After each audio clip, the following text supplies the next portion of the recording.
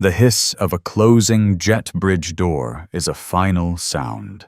For Dr. Roland Maxwell, it was the sound of corporate arrogance, of a snap judgment made in the sterile fluorescent light of Gate B-74. The pilot, a man with silver hair and a dismissive smirk, had looked right through him, seeing not a titan of industry, but a threat. He had denied him boarding on the last flight out, citing a vague security concern. As the plane pushed back from the gate, the pilot couldn't know he wasn't just leaving one passenger behind. He was grounding his entire airline. The consequences of that single prejudiced decision wouldn't just cost him his job. They would trigger a multi-million-dollar crisis and an FAA shutdown notice that would bring a fleet of aircraft to a screeching halt the very next morning. This is the story of how a quiet CEO, a vial of life-saving medicine, and a forgotten software update collided to deliver a lesson in karma at 30,000 feet. The air in Denver International Airport had the late-night smell of stale coffee and disinfectant. Dr. Roland Maxwell, CEO of Etheria Dynamics, felt the familiar bone-deep weariness of a man who spent more time in airline terminals than his own bed. Dressed in a simple black hoodie, comfortable travel pants, and a pair of worn-in sneakers, he blended in with the river of exhausted travelers. He didn't wear the armor of his position, no tailored suit, no gleaming Rolex. His power wasn't in what he wore, but in what he knew. Tonight, that knowledge was a heavy burden. In his carry-on bag, nestled inside a temperature-controlled container, was a single vial of experimental gene therapy medication. It was for his daughter, 10-year-old Nina, who was fighting a rare autoimmune disorder at a specialized clinic in Seattle. This was the last dose of a critical trial batch, and her next treatment was at 9 a.m. Pacific time. Missing it wasn't an option. He arrived at Gate B-74 just as the final boarding call for Summit Air Flight 1127 to Seattle was echoing through the terminal. The gate agent, a harried-looking woman named Brenda, with her name tag askew, was already starting to pack up. "I'm here for Flight 1127. Roland said, his voice calm, but with an undercurrent of urgency. He presented his phone with the boarding pass displayed. Brenda glanced at him, then at the nearly empty seating area, and sighed. "Sir, we've already closed boarding. The door to the jet bridge is still open," Roland pointed out gently. "The announcement just finished. I'm right here." "It's the pilot's discretion, sir. He's running a tight schedule." She spoke into her microphone. "Captain, I have one more passenger here at the gate." A gruff voice crackled back loud enough for Roland to hear. "Brenda, I told you we're closing out. We're already 5 minutes behind." "Who is it, Dr. Roland Maxwell, sir?" There was a pause. Then the cockpit door must have opened because the pilot himself appeared at the end of the jet bridge framed by the aircraft door. He was a man in his late 50s, with a proud posture and a thick, neatly trimmed silver mustache. His uniform was immaculate, a testament to a long career. This was Captain Frank Gallagher, a 30-year veteran with Summit Air, a man who considered the aircraft his kingdom from nose to tail. Gallagher's eyes swept over Roland, taking in the hoodie, the casual attire, and the dark skin. His gaze lingered, and a subtle shift occurred in his expression. A tightening around the mouth, a flicker of something cold and dismissive in his eyes. He didn't see a desperate father or a paying customer. He saw a stereotype. "We're done here," Gallagher said, his voice carrying the easy authority of a man used to being obeyed. "He's too late." "Captain?" With all due respect, Roland began stepping forward. "I have the boarding pass. The door is open. I have a critical medical situation I need to get to." Gallagher held up a hand, a gesture that was both a stop sign and a dismissal. "Sir, I don't know what your situation is, but you look agitated. And showing up at the last second like this, for the safety and security of my flight, I'm not comfortable with it. My decision is final." Roland was momentarily stunned into silence. Agitated. He was the calmest person in a 50-foot radius. He took a deep breath, fighting back the wave of indignation. This wasn't the time for anger. "Captain Gallagher Roland," said his voice dropping to a low, firm tone.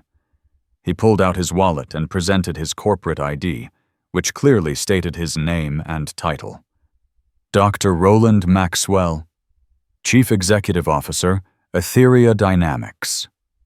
My company is a Tier 1 supplier for the Department of Defense and a critical partner to the entire aerospace industry, including the manufacturer of the very Embraer E175 you're about to fly. I assure you I am not a security risk. I am a father trying to get life-saving medicine to his child." The mention of Etheria Dynamics should have at least triggered a spark of recognition. It was a name that anyone in aviation should know. But Gallagher barely glanced at the ID. He saw the plea as a challenge to his authority.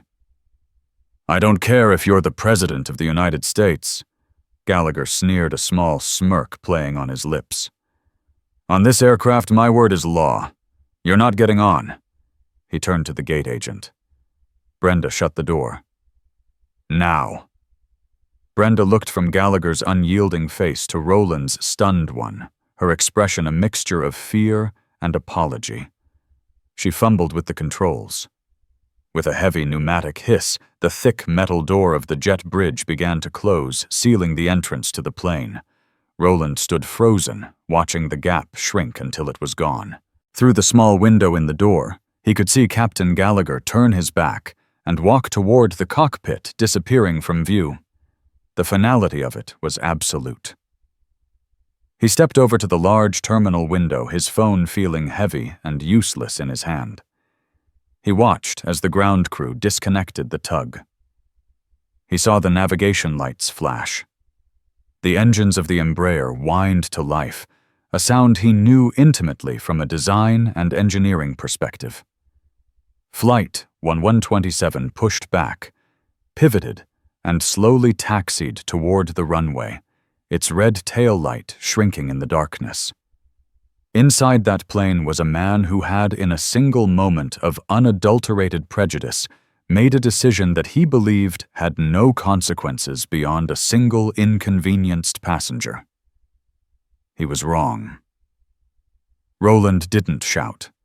He didn't pound on the glass. The fire of his anger was instantly forged into something cold, hard, and impossibly sharp. He looked at the departing plane, a vessel operated by a company that was about to learn a very, very hard lesson. He wasn't just a CEO. He was the CEO of the one company that held their entire operation in the palm of his hand. And Captain Gallagher had just squeezed. He pulled out his phone, his thumb hovering over the contact for his chief legal counsel. He didn't need to get to Seattle tonight anymore.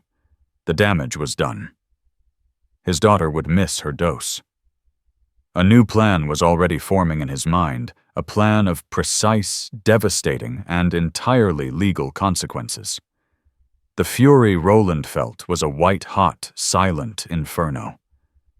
It was the familiar, soul-crushing anger of being judged not by the content of his character or the weight of his accomplishments, but by the color of his skin and the casual fabric of his hoodie. It was an old poison one he had learned to metabolize into fuel. But this time, it was different. This time, it involved his daughter. He walked away from the gate, his footsteps unnervingly steady. He found a quiet, deserted corner of the terminal, the cheerful advertisements for rental cars and luxury watches mocking the turmoil inside him. He sat down, the sterile plastic chair cold against him. His first call wasn't to his wife to deliver the bad news. Not yet. He couldn't bear the thought of hearing her voice crack with disappointment and fear for their child. His first call was to Dr. Ann Sharma, the head of the clinical trial in Seattle.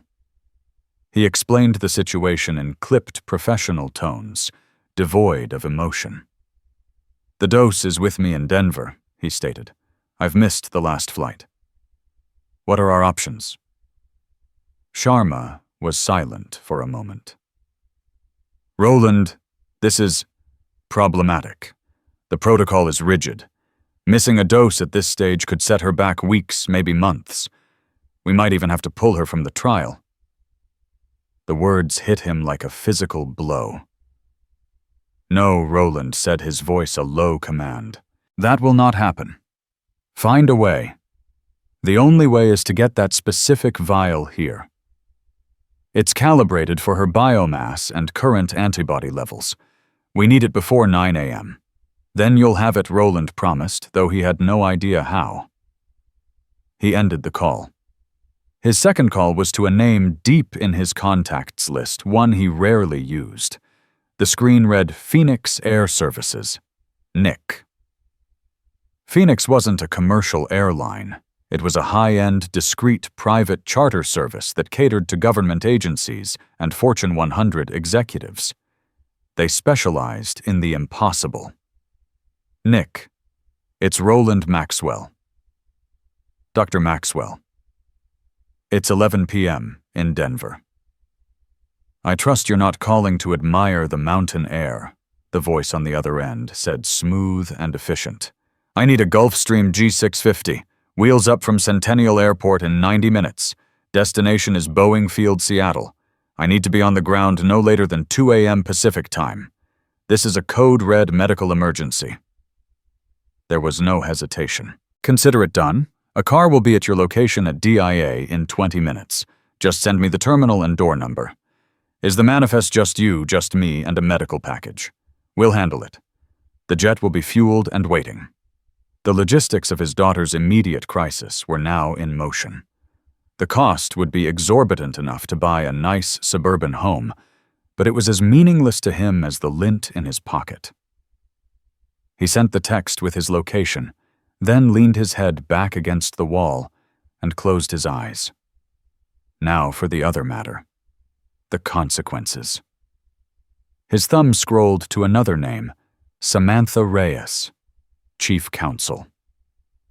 Samantha was more than Etheria's top lawyer.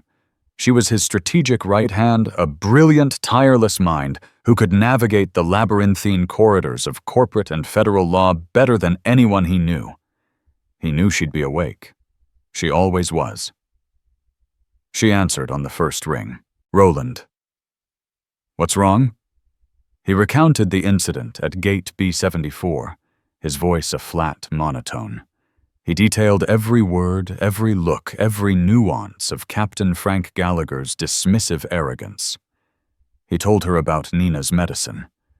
For a few seconds, the only sound was the faint hum of the phone line.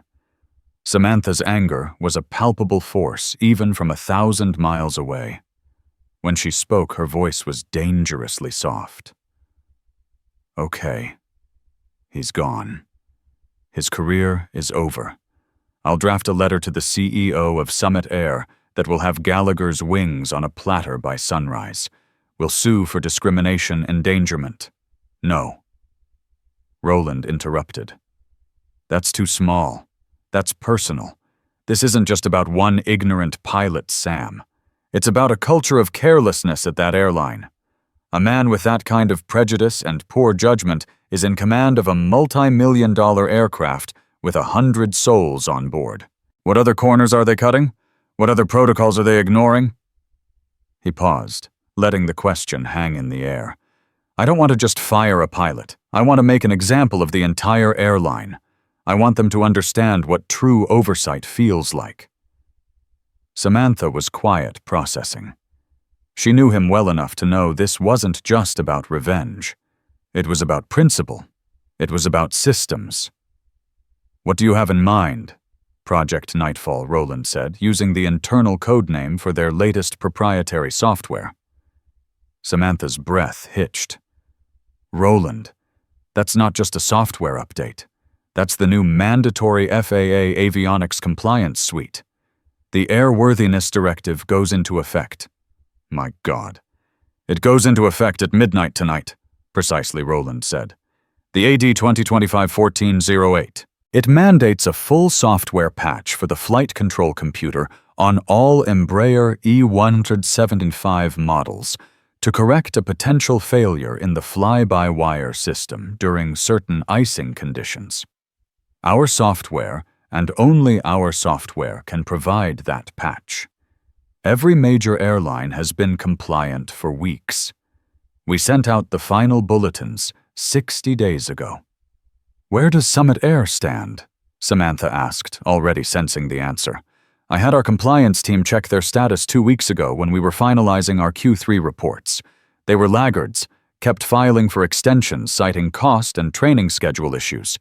The FAA gave them a final deadline of today, August 30th. To be fully compliant, their entire E175 fleet requires a direct data uplink and a sign-off from one of our certified engineers.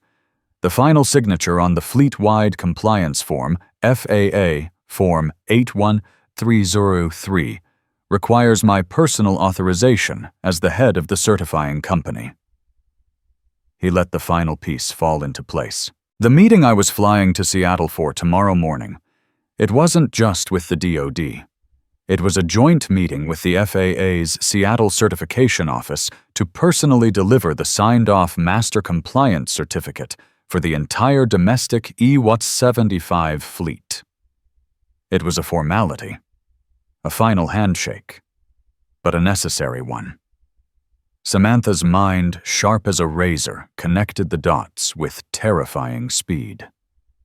"So, without your physical signature in that meeting, Summit Air's entire E175 fleet, which is what 80% of their operational aircraft, will be legally non-compliant with a mandatory federal airworthiness directive as of 0001 tomorrow morning. They will be flying illegal aircraft." Roland confirmed, a chill in his own voice. "They will be in direct violation of federal aviation law, and all it takes is one anonymous tip to the right person at the FAA. You're not just going to ground a plane," Roland, Samantha whispered, understanding the sheer scale of his response. "You're going to ground the entire airline. Captain Gallagher wanted to exercise his authority," Roland said, watching a janitor mop the floor in the distance. "He's about to find out what real authority looks like. Get our team ready. We're going to let them take off in the morning. Let them get their whole operation underway. Then we make the call." Bob Peterson, the CEO of Summit Air, woke up at 5 a.m. just as he had every day for the past 20 years. His morning routine was a ritual of quiet confidence, a cup of black coffee, a brisk walk on the treadmill, and a review of the early morning operations report on his tablet. Summit Air was his baby. He'd built it from a scrappy regional carrier into a respectable player, albeit one that was constantly fighting for scraps against the legacy airlines. He prided himself on running a tight, efficient ship. That morning the reports looked good. Over 95% on-time departures. Weather was clear across their major hubs in Denver, Salt Lake City, and Portland. He took a sip of his coffee, feeling the familiar satisfaction of a well-oiled machine humming along. The first hint of trouble came at 7:05 a.m. in the form of a text message from his COO, Gary. It was a single sentence, "Call me. Urgent." Bob frowned. Gary wasn't prone to hyperbole. He dialed his number. "What's up, Gary? Don't tell me the Salt Lake City Baggage Handlers Union is threatening another walkout." "Worse?" Gary said, his voice strained. "Much worse. I just got off the phone with the FAA. It was William Davenport.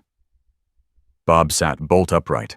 William Davenport wasn't some local field agent. He was the FAA's Deputy Administrator for Aviation Safety. A call from him was the aviation equivalent of seeing the Grim Reaper holding your company's logo. What did he want? He informed me that as of 0800 Mountain Time Summit Air is to issue a mandatory and immediate grounding of our entire Embraer E-175 fleet, pending an emergency compliance review. Bob felt the coffee turn to acid in his stomach. The entire fleet. That's 73 aircraft. That's 80% of our operation. On what grounds? There must be a mistake. Airworthiness Directive, AD 225-1408. Gary said the code, sounding like a death sentence. The new avionics software update. Davenport said their records show we're non-compliant. He said he received an irrefutable tip this morning. They double-checked the logs, and we are in violation. The official notice is already on its way. It's a cease operations order. Bob, they're threatening to revoke our operating certificate if a single E-175 takes off after the deadline. Bob's mind was a maelstrom. The software update. He remembered the memos. His tech ops team, led by a man named Ken, had assured him they were handling it. They'd filed for an extension, sure, but they'd promised it would be done by the deadline. Get Ken on the line. Now Bob roared already, throwing on a suit. His quiet morning was shattered. By the time he arrived at Summit Air's corporate headquarters, the crisis was escalating into a full-blown catastrophe. Phones were ringing off the hook. The operations center looked like a war room. Every flight board was a sea of red canceled, delayed, canceled. The financial implications were staggering.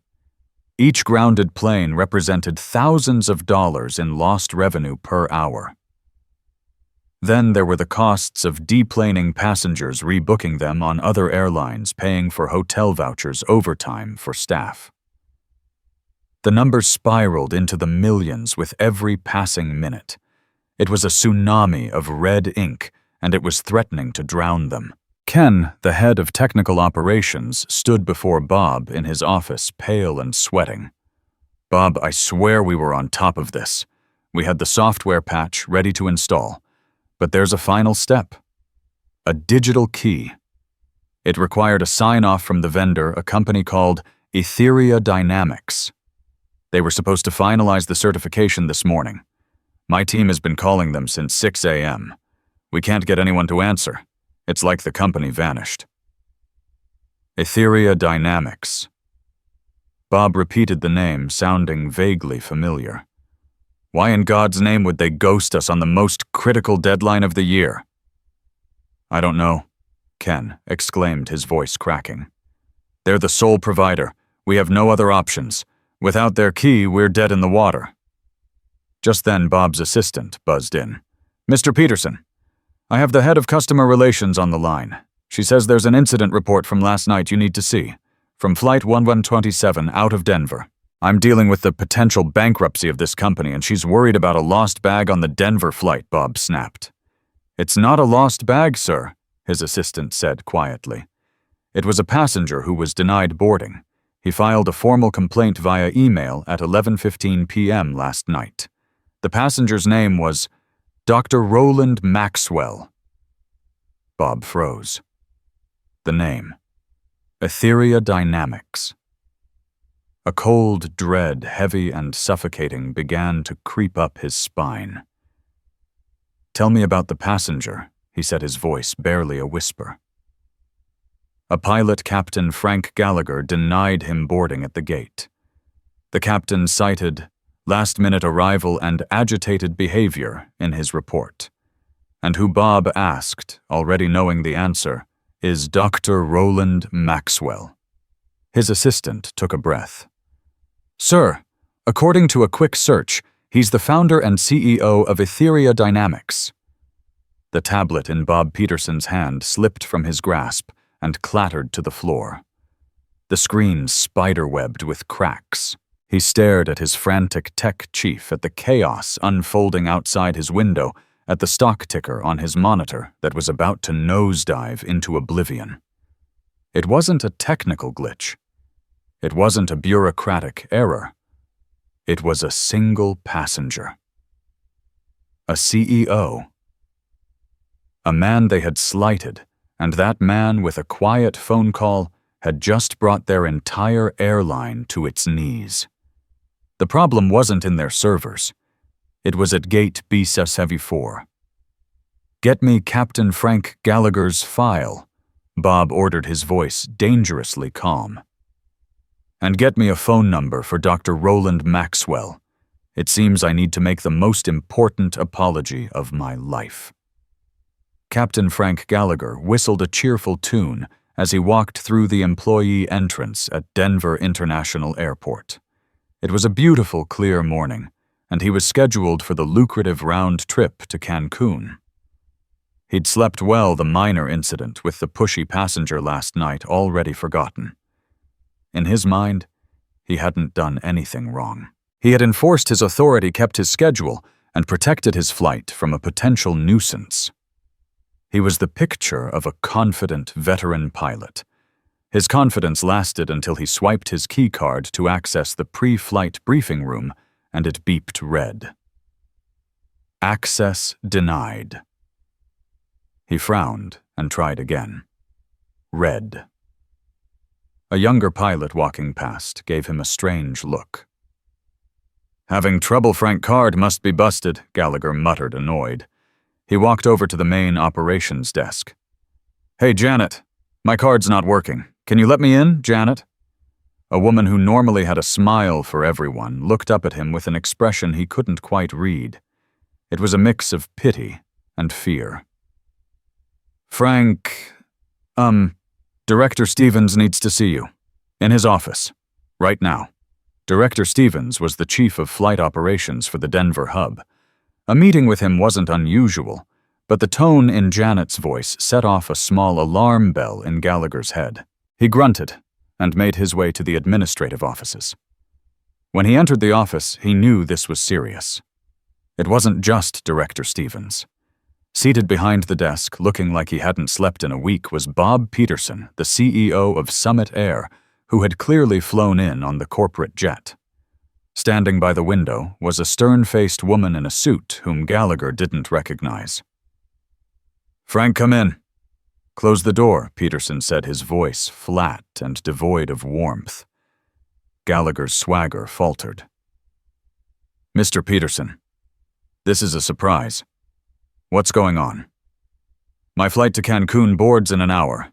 Your flight has been assigned a new captain," Peterson stated coldly.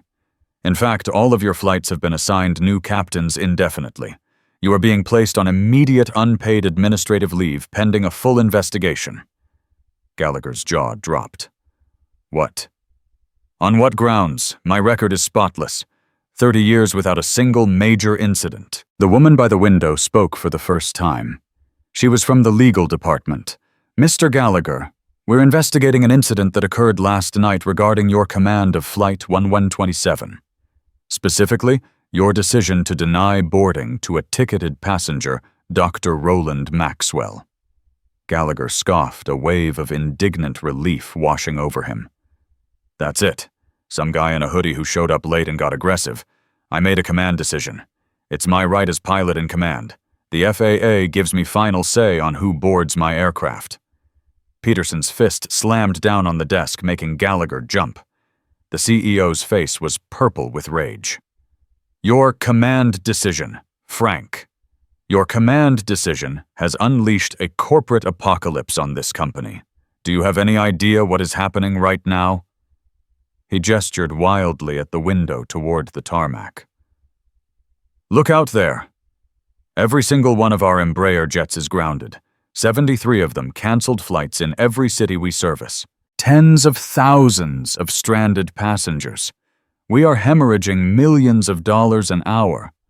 Our stock is in free fall.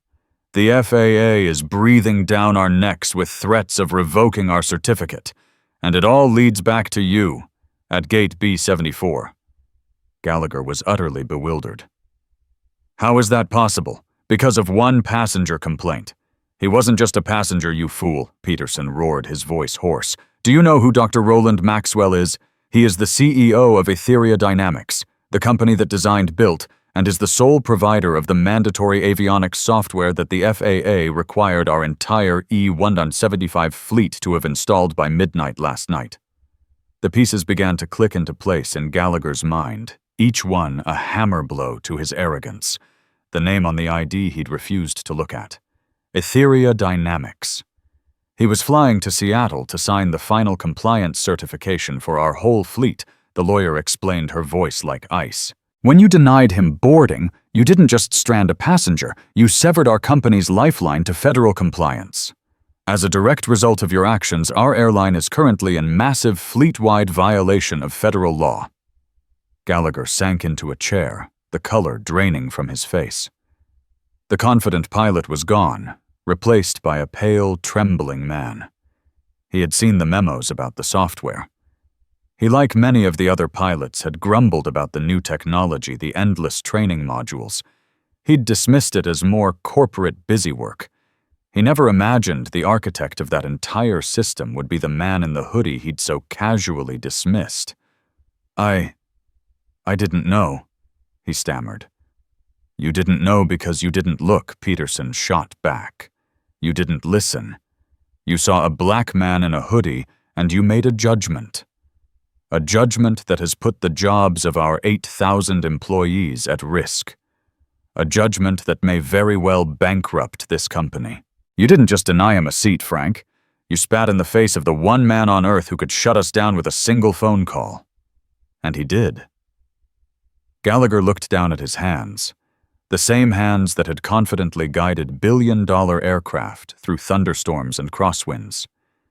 They were shaking. His 30-year career, his pride, his identity, it was all unraveling because of a 2-minute interaction born of pure, unadulterated prejudice. The smirk he'd given Dr. Maxwell at the jet bridge door now felt like the stupidest, most costly expression he had ever made in his life. Hand over your company ID and your airport credentials, the lawyer commanded. You will be escorted from the premises. Do not contact any other Summit Air employees. You will be hearing from us. As 2 airport security officers arrived to escort him out, Frank Gallagher walked past the bustling gates, the frantic agents, and the angry passengers. He was no longer a captain. He was just a man who had been given a little bit of power and had used it to ruin himself and everyone around him. The king of the metal tube had been dethroned not by a storm or a mechanical failure, but by the quiet dignity of the man he had wronged. The call to Dr. Roland Maxwell was the most humiliating act of Bob Peterson's professional life. He sat in his office, the silence heavy around him, while Samantha Reyes, Etheria's formidable chief counsel, patched him through. He had rehearsed a dozen opening lines from profusely apologetic to professionally direct, but they all felt hollow. Dr. Maxwell, he began when the connection was made. Mr. Peterson Rowland's voice came through clear and impossibly calm. There was no anger, no triumph, just the cool detachment of a surgeon observing a patient. Dr. Maxwell, sir. On behalf of the entire Summit Air organization, I want to offer my deepest, most sincere apologies for the absolutely inexcusable treatment you received from our employee last night. Captain Gallagher's actions were reprehensible, and they do not reflect the values of our company. The values of your company, Mr. Peterson, are reflected in the actions of the people you empower, Roland replied evenly. And the man you empowered chose to ground a flight over his personal prejudice. The fact that I was the CEO of your most critical technology supplier is a coincidence. The fact that he was willing to do it at all is the problem. Peterson swallowed hard. This wasn't going to be easy. You're absolutely right. There's no excuse. I have already placed him on indefinite leave, and I assure you his employment with Summit Air will be terminated. But right now, sir, I have an airline that is paralyzed. We have 73 grounded planes and tens of thousands of people stranded. We are losing. Well, we are in a catastrophic financial situation. We need the compliance certification. We need the software key. I am begging you, what will it take to make this right? There was a long pause on the other end of the line. Peterson could hear the faint, steady hum of what sounded like a private jet's cabin. Of course. Dr. Maxwell was already in the air on his way to solve the problem Gallagher had created, but on his own terms and on his own timeline. This is no longer about making it right for me, Mr. Peterson, Roland said finally. My daughter received her medicine this morning. No thanks to your airline. This is now about making it right for every single passenger who might face a pilot like Frank Gallagher. It's about the systemic rot that allows a man like that to hold a position of such immense power and responsibility. Peterson held his breath. This was it. The terms. So here is what is going to happen, Roland continued his voice, taking on a hard, non-negotiable edge. First, the cost. Etheria Dynamics will charge you a one-time emergency activation and fleet certification fee. Let's call it $5 million. Peterson flinched. It was a staggering number. Second, Roland went on, ignoring the CEO's unspoken shock that fee will not go to my company. You will donate the full $5 million to a consortium of non-profits I will select. Specifically, the NAACP Legal Defense Fund Black Girls Code, and a scholarship fund for minority aviation students at Purdue University. The donation will be made and receipts provided to my office before the activation key is released.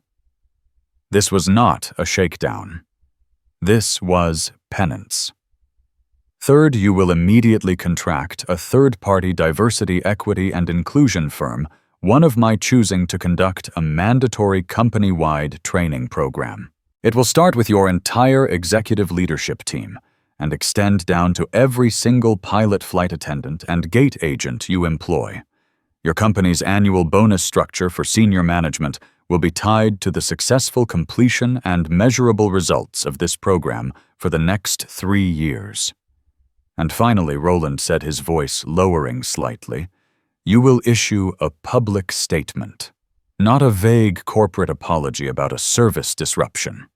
You will state clearly that your fleet was grounded due to a failure in management that allowed a pilot to deny boarding to a passenger based on racial bias. You will name Captain Gallagher. You will not hide behind euphemisms. You will own it. All of it. Peterson was speechless. This was more than a financial penalty. It was a complete and total surrender. It was a public flagellation. He would be admitting his company's culture was broken, that it was institutionally prejudiced. The stock would plummet even further. The board would be furious. Those are my terms, Roland concluded.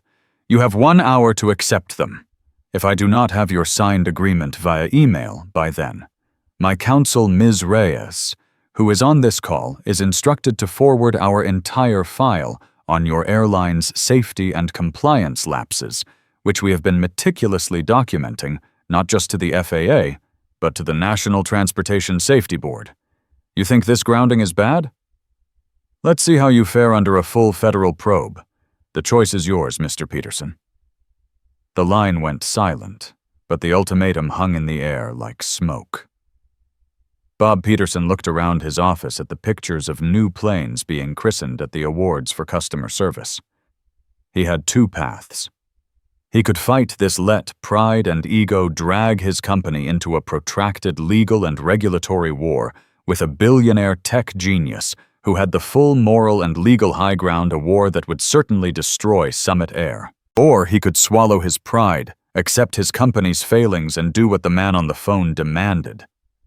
He could pay the price, learn the lesson, and maybe, just maybe, save the jobs of his 8,000 employees.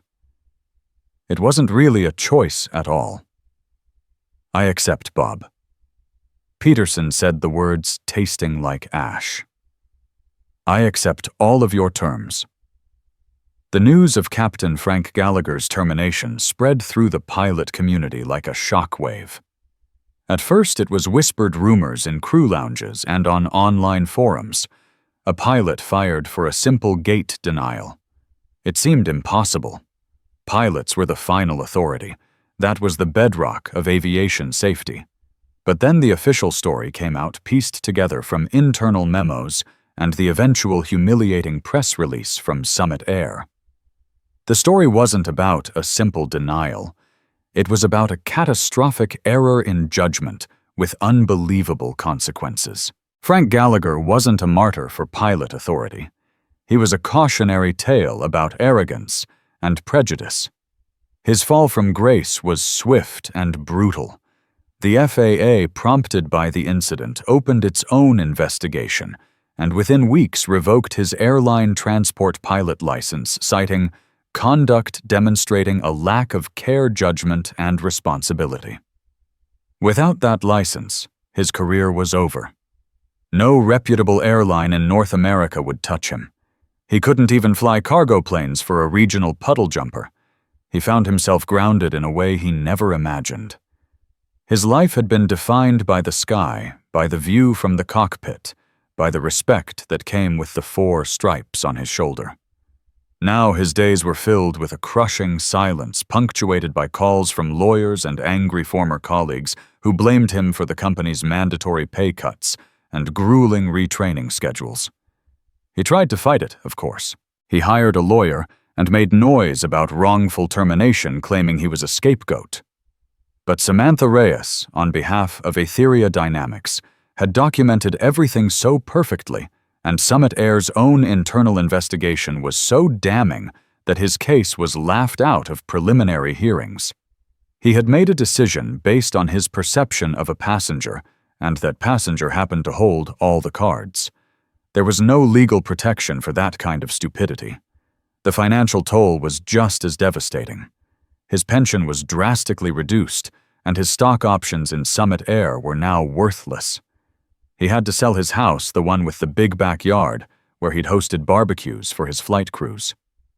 His wife, who had once looked at him with admiration, now looked at him with a mixture of disappointment and resentment.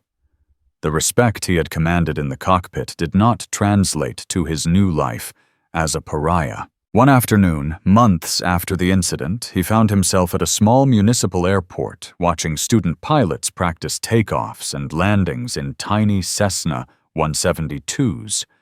The whine of their single-prop engines was a pathetic echo of the powerful roar of the jets he used to command. He remembered the feeling of pushing the throttles forward of the aircraft, surging with power, of lifting off the ground and climbing into the endless blue. It was a freedom and power he had taken for granted, and one he would never feel again. He thought back to that night at Gate B-74. He tried to pinpoint the exact moment his life had veered off course. It wasn't one thing he realized. It was 1,000 small moments, a lifetime of subtle biases, and an overinflated sense of his own importance.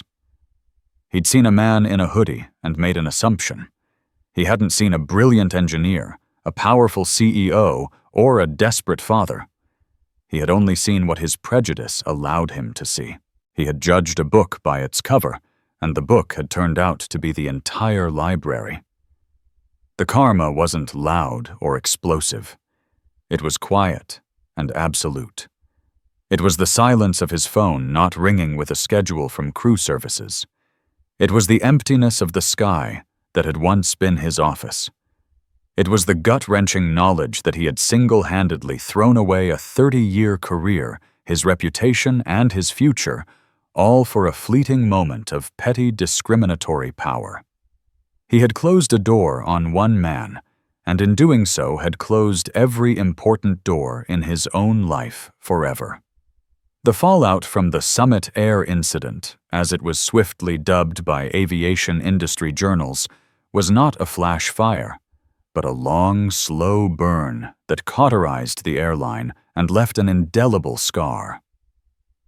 It became the new textbook example of corporate social responsibility, a brutal case study taught at Harvard Business School on the hidden liabilities of a toxic culture. The story was a stark, modern parable about the asymmetrical nature of power in a hyper-connected world. For Summit Air, the days that followed their near-death experience were a blur of painful public humility. Bob Peterson, stripped of his usual bravado, stood before a phalanx of cameras and delivered the most difficult press conference of his life. He didn't hide behind the polished evasions of corporate speak. As per Dr. Maxwell's non-negotiable terms, he laid the truth bare. He spoke of a catastrophic failure in judgment of a culture that had allowed prejudice to supersede professionalism, and he named Captain Frank Gallagher as the catalyst for the crisis. The admission was a gut punch to the company's pride, and the stock predictably shuddered. But then something unexpected happened. After the initial shock, a current of grudging respect began to flow from the market and the public. In an age of corporate denial, Summit Air's radical transparency was seen not just as penance, but as a credible first step toward redemption. The internal changes were even more profound. The mandated DEI training sessions were met with initial resistance, particularly from the old guard of veteran pilots who saw them as a punitive and condescending response to one guy's bad day. But the firm Roland had selected was relentless. They didn't use platitudes. They used flight simulator data cockpit voice recordings and NTSB reports to demonstrate how unconscious bias could lead to fatal communication breakdowns and flawed decision-making in high-stress environments. They made it about safety, the one language every pilot understood. Slowly, cynics began to listen. Grumbling in the crew lounges didn't disappear overnight, but it was now met with quiet challenges from younger pilots who saw the new policies as a path to a stronger, more resilient company. Meanwhile, the ripples of the $5 million donation spread far beyond Summit Air's balance sheet. At Purdue University, a young woman named Maria Sanchez, the daughter of immigrant farm workers from California, sat staring at her laptop in disbelief, tears streaming down her face. She had the grades and the skill to be a top-tier aerospace engineer, but her family's finances made the dream seem impossibly distant.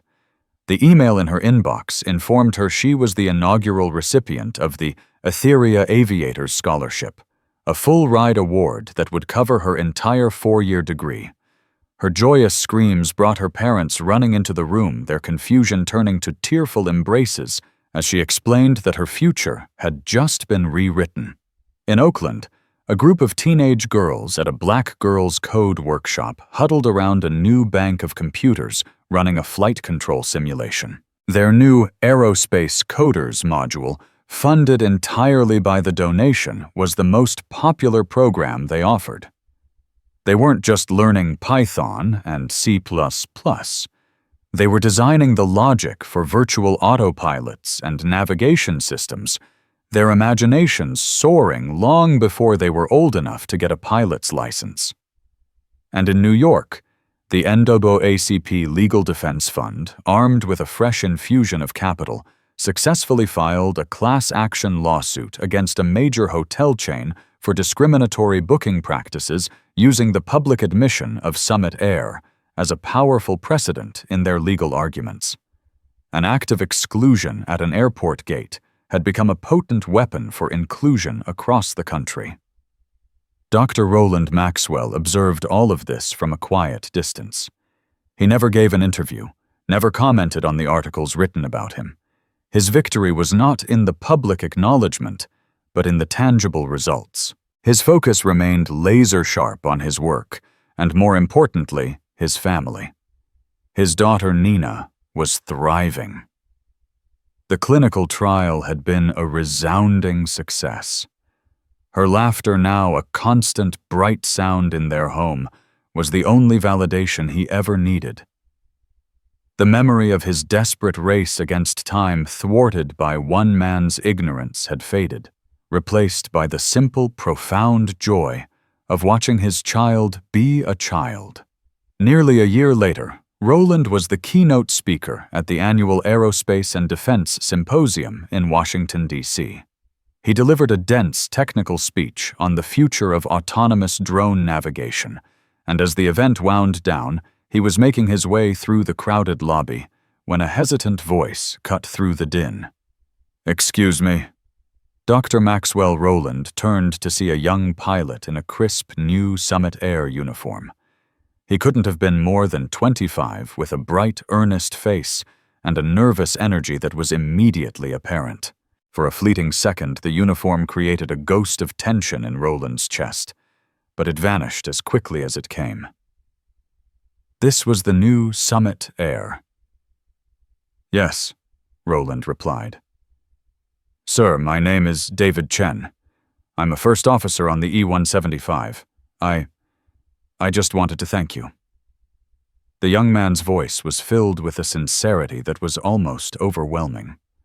"I'm a first-generation college graduate. I finished top of my class, but I was buried in debt.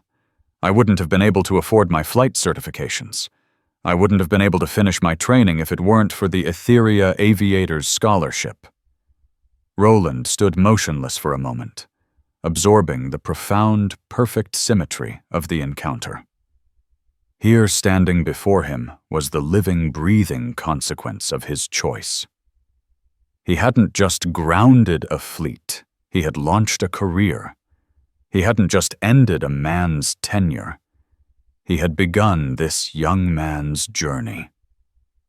This was the result he had envisioned, not just a correction, but a creation. He extended his hand, a warm smile finally breaking across his face. "You earned it, Mr. Chen. Your hard work earned it. The scholarship just cleared the path."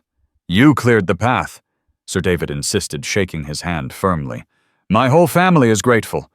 Is there anything at all I can ever do to repay you?" Roland held the young pilot's gaze, seeing in him the future of an industry he loved. "Yes, there is one thing. Do me one favor." "Anything, sir?" "When you're the captain, when you have that authority, and you see a passenger running late for the gate, out of breath and full of worry," Roland said, his voice low and steady, "see the person first. Not the clothes, not the color of their skin, just the person. Give them the benefit of the doubt. That's how you repay me."